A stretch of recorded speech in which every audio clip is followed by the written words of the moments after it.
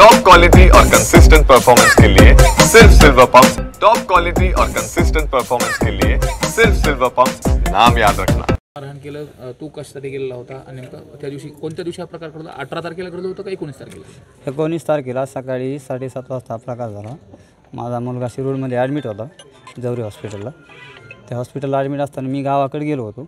नेमकं घरी पोहोचल्याच्या वेळेस 7:30च्या सुमारास वडील संडासला गेले होते वरती आमच्या शेतात। ते गेलेले असताना ते म्हणले, त्या मुलांना म्हणले ते लोकांनी जाळे लावले होते, काय पारदेशी नाही, सतीश भोसल्याचे पोरे सतीश भोसले ते सगळे होते। ते जाळे का लावले म्हणून त्यांनी विचारलं, तर त्यांनी दोघा तिघांनी पहिल्यांदा वडिलाला हाणल्याच्या नंतर मला ते आवाज आला। मी नेमकं घरी पोहोचलो होतो। त्यावेळेस आवाज आला की मी तसंच वरती पळालो की ते मी गेलो आहे म्हणून ते दोघं तिघं वरती गेले।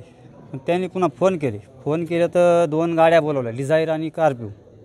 या 2 गाड्या तिथे आल्या। त्यातून सतीश भोसलाचे वडील व यांचे ते काय त्यांचे मेवना वगैरे त्यांचे बंधू यांनी काही न विचार करता यांनी 2 जाळे लावले होते। पहिली गोष्ट तर एका जाळीचं वडिलांनी शूटिंग केली होती, पण दुसऱ्या जाळीत शूटिंग आलेली नव्हती। वडील तिकडे दुसऱ्या जाळीकडे जाताच यांनी इतकी बेदम हाणामारी चालू केली होती की पुन्हा वडील तिथपर्यंत पोहोचले नाही। आणि त्यानंतर मी आल्याच्यानंतर मग ते सगळे आल्याच्यानंतर ते बाकीचे जेवढे होते ते त्यांच्या गाड्या वगैरे आल्याच्यानंतर त्यांनी वडिलाला बेशुद्ध होस्तोवर माझा पाय फ्रॅक्चर केला। इतकी आमच्या परिस्थिती त्यांनी भयानक केली। आता मागणी अशी आहे, आम्हाला घरी जायची भीती आहे। आम्हाला कमीत कमी यांची आम्ही पोलीस स्टेशनमध्ये बसून तर आम्हाला काहीतरी याच्यावरती संरक्षण पाहिजे। नाही तर आम्हाला इथं मेलो तरी चालेल, काही हरकत नाही। कशामुळे मारहाण केली, हा प्रकार कधीचा घडलेला आहे आणि कोणी मारहाण केली सविस्तर सांगा। 19 तारखेला गाड्याला आहे। 19 तारखेला ते हरणं धरायची जाळी लावली होती। मी संडासला गेलो होतो, त्यावेळेस ती जशी पारदेशी होती ते आली म्हणलं कमून लावली जाळी। तर त्यांनी म्हणले तुला काय करायची, तू कोण विचारणार? म्हणलं मी मोबाईलची शूटिंग करीन, मी वनरक्षक करा, मी कळीन पोलीस लोकायला। त्याच्यामुळे जे त्यांनी मला हाणायला सुरुवात केली, मोबाईल बी घेतला माझा आणि सगळं घेऊन मला त्यांनी बेदम मारहाण केली।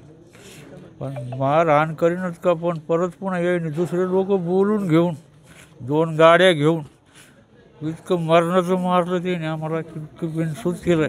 आणि त्याने ते एक हरण धरलेलं होतं ते पण घेऊन गेले। आणि आम्ही हरणासाठी तर पडतोच ना, आम्हाला फक्त वन्यजीव प्यारा आहे,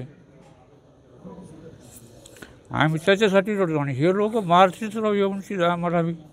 आता आम्ही राहायचं कसं तिथं? कुणाच्या शेतामध्ये ते हे आमचं शेत आहे तिथं, जांभळ शेत म्हणून आम्ही राहणार राहतोच ना।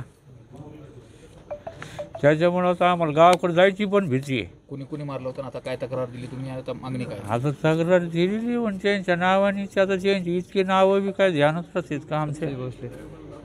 त्याच्यामुळं आता ती 1-2 जणांची नाव होती, 2-4 जणांची एवढे सांगितलेत। त्याच्यामुळं आता पुढं काय होतं काय अजून रस्ता आम्हाला मारतात काय माहिती। आता भीती वाटते? भीती म्हणजे एकदम आम्हाला जाऊच वाटत नाही घरी। दहशत आहे त्याची? पाठबळ कोणाचं आहे? पाठबळ कुणाचं आहे, कुणाचं आहे काय सांगता येते बरं आपल्याला? इतकं आता त्यांचे कुणाच्या जीवावर एवढे मला जीवच मारलं होतं ना त्यांनी। माझी काय माझं बघा नाही, काही ठेवलं नाही जातामध्ये माझ्या ह्या। हे पूर्ण असं मारलं होतं दगडाने आणि लोखंडाच्या तुंब्याने त्यांनी मारलं मला इथं। हे पारगडीवर बघा।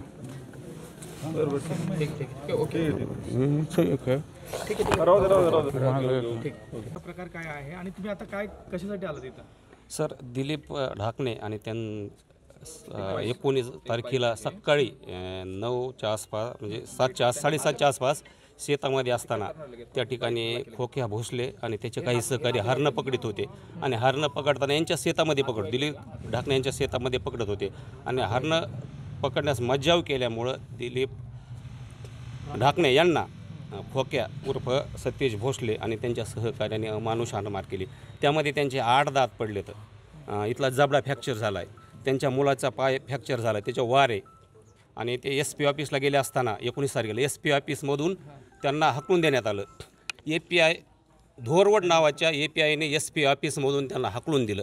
त्यांनी का हकलून दिलं याचीसुद्धा SP ऑफिसमधून हाकलून दिलं. तो व्हिडिओ माझ्याकडे सध्या आहे आणि अशा प्रकारचा अन्याय झाला आहे त्यांच्यावर. आणि इतक्या दिवस होऊन सुद्धा साधी कंप्लेन, इतका दबाव आहे त्यांच्यावर की साधी कंप्लेन द्यायला सुद्धा त्यांना घराच्या बाहेर निघून देत नव्हते. दबाव कोण टाकते नेमकं? दबाव हा सतीश भोसलेचा जो आका आहे तो याच्यावर दबाव टाकत आहे. आणि सतीश भोसलेचा आका कोण आहे सर्वांना माहिती आहे. त्यांनी टाकलं आहे खोक्या मी 100% 99% नाही 100% मी तुझ्या पाठीमागं आहे आणि प्रत्येक तुझ्या कारवाईत मी तुझ्या पाठीमागं आहे, माझा हात तुझ्यावर आहेत.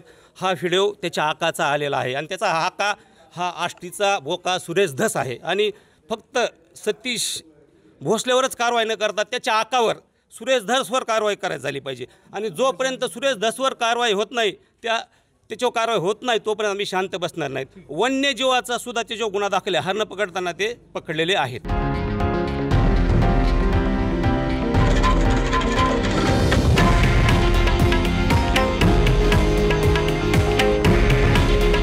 हे आहे देशातील नंबर 1 न्यूज नेटवर्क आणि आपण पाहत आहात TV9 मराठी. काळजी तुमची, हित महाराष्ट्राचं.